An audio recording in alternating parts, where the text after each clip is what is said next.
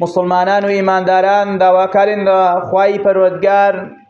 کە چۆن وا لە ماڵێک لە ماڵەکانی خۆیدا کۆی کردینەوە بە هەمان شێوە لە بەهەشتی پان و بەرێن لەگەڵ خۆشەویستانی خۆیدا کۆمان بکاتەوە و ئەو کۆبوونەوانەشمان لە ماڵانی ئەودا لەو کاتە پڕخێر و بەرەکەتە و لەو شوێنە پیرۆزەدا ببێتە مایە ئەوەی کە زیاتر ئێمە شارەزا بین لە دینی خوای پەروەردگار و زیاتر ئەو ڕێچکە و ڕێبازانەمان لە بۆ ڕوون ببنەوە کە ئەمانگەینن بە ڕەزامەندی خوای پەروەردگار و ئەمانگەینن بە بەهەشتی پانوبەرین. مسلمانان و ئیمانداران، ئەی میوانانی ماڵی خوای پەروەردگار، ئەی خۆشەویستان و مەحبوبانی حەزرەتی پێغەمبەر صلی الله عليه وسلم، سەڵات و میهر و ڕەحمەتی خوای پەروەردگارتان بەسەردا بڕژێ. ئێمە وەکو مسلمان زۆر جار تەماشاکەین لە ژیانی ڕۆژانەی خۆماندا کەسانێک ئەبینین کە زۆر خۆیان ماندووەکەن، ئەمە زاهیرەن تەماشای ئەو کەسانەکەی کە زۆر بە عیبادەتی خوای پەروەردگارەوە ماندوونە، یاخود دایمەن هەر خەریکی عیبادەتن، ڕۆژانە لە مزگەوتە ئامادە ئەبن پێنج فەرزە، یاخود هەرچی کاری خێرات و سەدەقە و بەخشین هەیە لەگەڵیدا بەشدار ئەبن، هەرچی کاری چاکە هەیە زاهیرەن ئەبینی ئەو کەسە تێیدا بەشدارە، یاخود شەوان هەڵ ئەستێتەوە، یان هەر عیبادەتێکی تر ئینسان کە ئەکا ئەگەر زیکر و یادی خوای پەروەردگارە یان سەڵاوات لێدانە، زۆر کەسان ئەبینین بەو عیبادەتانەوە یان هەر کارێکی تری خێرکردن و سەدەقە و بەخشین و دروستکردنی ڕێگا و بانگ و قوتابخانە و مزگەوت و شوێنە پیرۆزەکان بۆ ئەوەی عیبادەتی خوای تێدا بکرێ، یان دەستگای خێرخوازیان داناوە و ئیعلان ئەکەن کە ئەبینین زاهیرەن، بەڵام تەماشای ئەو کەسانە ئەکەی ئەوانە بەو عیبادەتەی هیچ کاتێک بەرەو پێش ناڕۆن. واتە چی بەرەو پێش ناڕۆن؟ یا واتە ڕۆژانە بەو عیبادەتەی ئەوانە بەرەو خودا ناڕۆن، ئەو کەسانە لە خودا نزیک نابنەوە پایە پایە، دەرەجە دەرەجە، ئەو کەسانە دوێنێیان لە ئەمڕۆ باشترە، ڕۆژ بە ڕۆژ باشتر نابن، ئەمڕۆیان لە دوێنێ باشتر نییە، دوێنێیان باشتر بوو لە ئەمڕۆ. ئەو کەسانە هێواش هێواش عیبادەتیان زیاد ناکا لە دڵدا، محەبەتیان زیاد ناکا، ئیخلاس و دڵسۆزیان بۆ دینی خوای پەروەردگار زیاد ناکا. بەداخەوە ئەزانی سەبەب و هۆکاری ئەوەی چییە؟ ئەزانی سەبەبی ئەوەی چیە کە ئەو دڵانەی ئێمە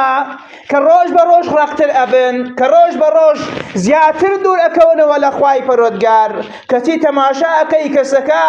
ڕۆژانە ئەهلی مزگەوتە، ئەهلی خێراتە، بەڵام لە ناکاودا کارێکی وا قێزەونەکە کە خەڵکی شەرمی لەو کارێ ئەکاتەوە، شتێکی لەسەر کەشف و ئاشکرا ئەبێ کە پیا و بە پیاوەتی خۆی شەرم ئەکا باسی بکە. لەبەر چییە؟ سەبەب و هۆکاری چییە؟ ئەی ئەوە ئەهلی مزگەوت نەبوو، ئەی فڵان کەس حاجی نەبوو، زیارەتی ماڵی خودای نەکرد بوو، ئەی فڵان کەس لە فڵانە کارە خێرخوازیەدا بەشداری نەکرد بوو، بۆ وای لێ هات، بۆ وا لێی گۆڕا، بۆچی کۆتاییەکەی ئاخیرەکەی ئاوا شەڕ بوو، بۆچی لەسەر چاکە نەمرد، بۆچی لەسەر چاکە بەردەوام نەبوو، بۆچی لە ناو خەڵکیدا ناو و نازنا و ناتۆرەی نەشرین بوو. لەبەر ئەوەی خۆشەویستان ئەو کار و کردەوانەی کە ئێمە ئەیکەین بۆ خوا نایکەین، دڵسۆز نینە لەو کار و کردەوانەی کەوا ئێمە بۆ خودا ئەنجامی ئەدەین. والله یەقینتان هەبێ ئازیزان،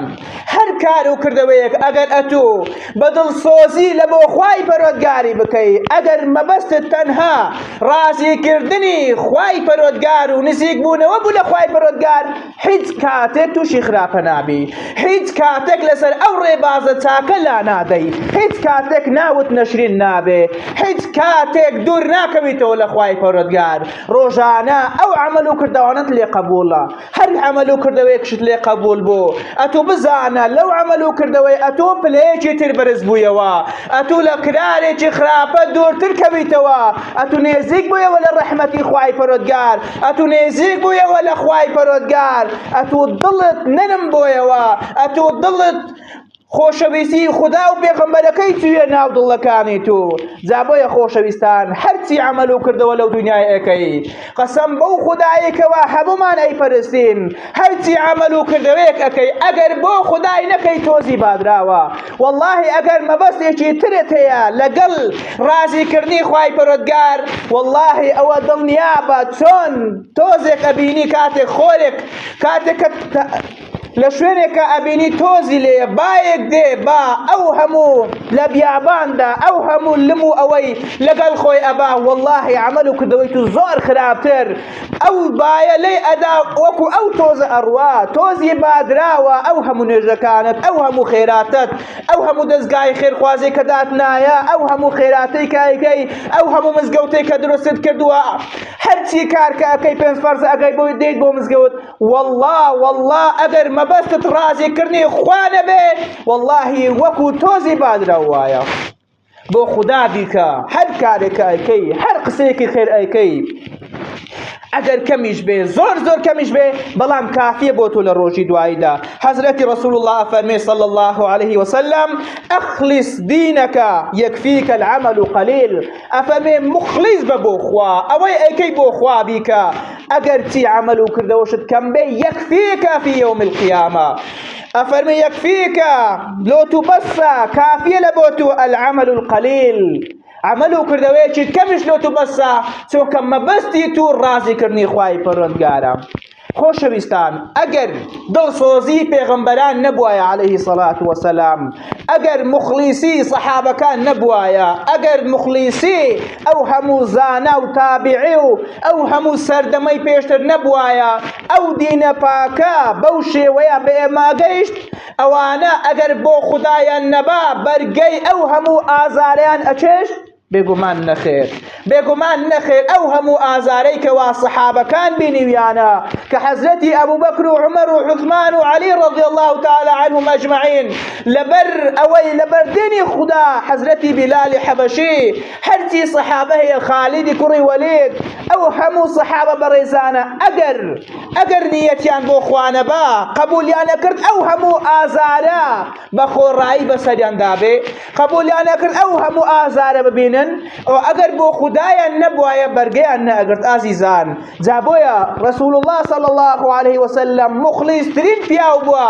هەر لە منداڵیدا عیبادەتی خوای کردووە تاوەکو گەڕایەوە بۆ لای خوای پەروەردگار دەقە بە دەقە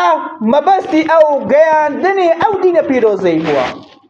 جا بۆیە تەماشا بکەن ئەگەر بۆ خوددا بێ تەماشا بکەن لە سەردەمی پێغەمبەر صلی الله عليه وسلم سەحابە چەند کەم بوون مسلمانەکان ڕێژەیان چەند کەم بوو بەڵام چونکە بۆ خودایان بوو چونکە ئەوەی ئەیان کرد بۆ خودایان ئەکرد دڵنیا بە تەماشا بکە ئەو هەموو مسلمانەی لێکەوتەوە ئیسلام سەر تا سەرێ دنیای گرتەوە لە هەموو شوێنێکدا ئەمڕۆژ پێنج فەرزە ناوی ئەو محەممەدە صلی الله عليه وسلم لە هەموو جیهاندا هیچ شوێنێک نییە 24 ساعت ئللا لەگەڵ ناوی خوددا ناوی پێغەمبەرش دێ صلی الله عليه وآله وسلم هیچ هەفتەیەک نییە ئللا ڕۆژێک لەو هەفتەیەدا باسی سەحابەکانی پێغەمبەر ئەکرێ صلی الله عليه وسلم باسی دینی ئیسلام ئەکرێ باسی ئەو زانایان ئەکرێ بۆچی چونکە ئەوانە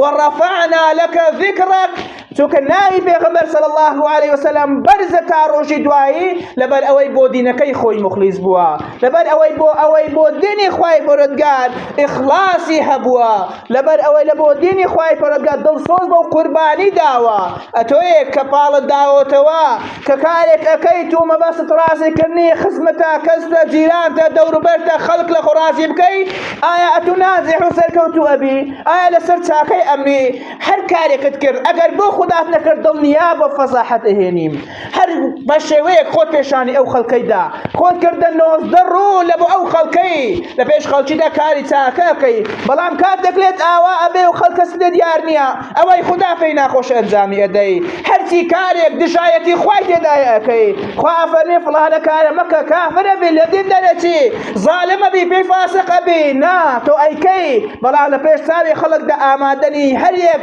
کارێکی بچووکیش کارێکی نەشرینیش بکەی بۆ ئەوەندە عەبد پەرست بین بۆ شەخسەکان بپەرستین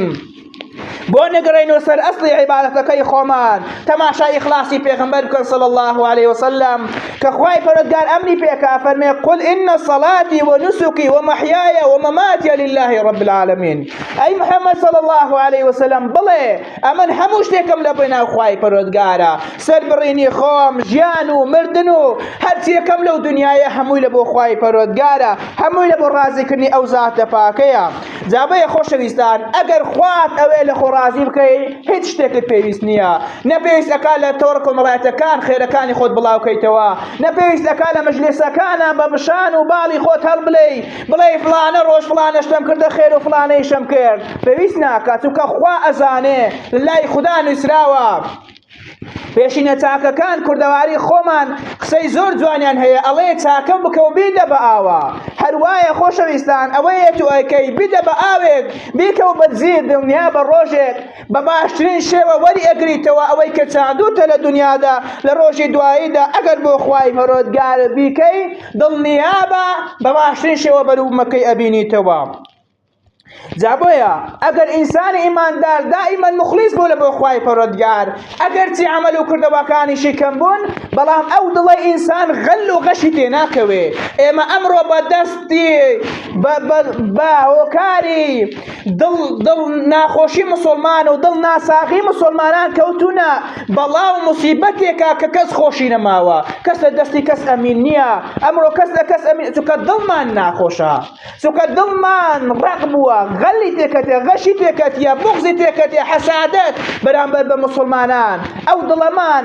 چۆن پاک بکەینەوە رسول الله فەرمێ صلی الله عليه وسلم ثلاث لا يغل عليهن قلب مؤمن سێ شت هەنا ئەگەر ئینسانی ئیماندار بکە ئەو دڵی پاکە ئەو دڵی غەلەلی تێ ناکەوێ ئەو دڵی ڕق نابێ ئەفەرمێ یەکەمیان ئەفەرمێ إخلاص العمل لله هەر کاتێک عەمەل و کردەوەکانت بە مخلیسی لە بۆ خواکردن ئەو دڵت سەلیم ئەبێ إلا من أتى الله بقلب سليم لروجي دواي أو كسس الفرازة كبدلتي صاغ وسليم سيتو لاي خواي پروردگار أو دلت صاب بكوا بعملو بإخلاص لبو خواي پروردگار دام دڵنیا بن خۆشەویستان